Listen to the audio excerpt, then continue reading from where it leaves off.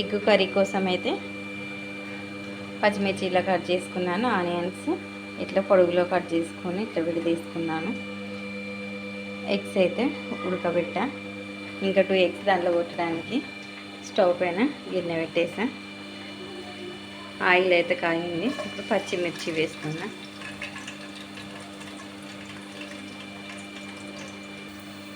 పచ్చిమిర్చి అయితే గోలాయి. ఇప్పుడు దాంట్లో ఆనియన్ వేసుకుంటున్నా.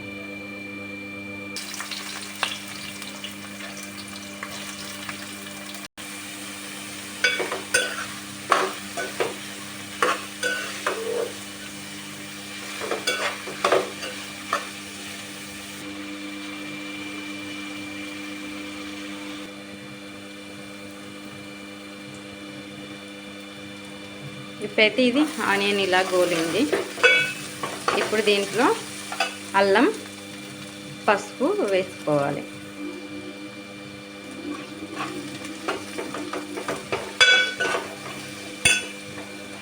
ఉల్లిగడ్డలు అయితే బ్రౌనిష్ కలర్ దాకా వచ్చేటప్పుడు అయితే కలుపుకోవాలి. ఇలా అయితే మగ్గింది. ఇప్పుడు దీంట్లో కారం,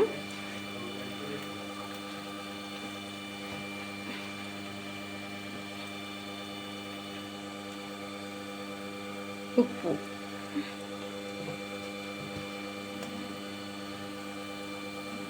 సాల్ట్ అయితే వేసుకుంటాను. ఇప్పుడైతే కలుపుకోవాలి.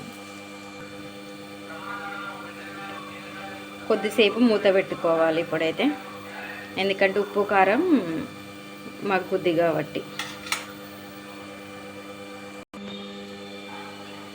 ఇలా అయితే మగ్గింది. ఇప్పుడైతే కొన్ని వాటర్ అయితే యాడ్ చేసుకోవాలి.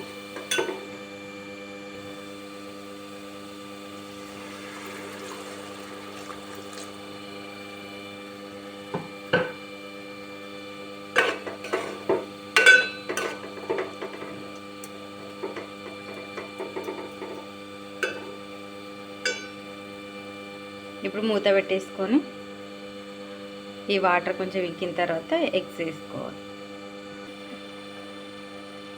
2 ఎగ్స్ అయితే ఇలా కొట్టుకున్నాను.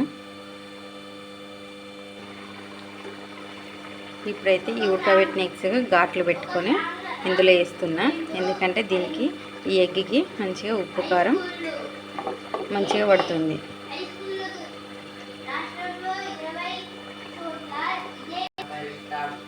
ఇప్పుడైతే కొత్తిమీర.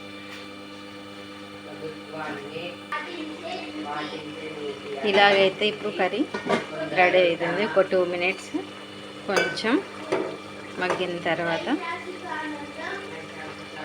కర్రీ కంప్లీట్ అయినట్టు.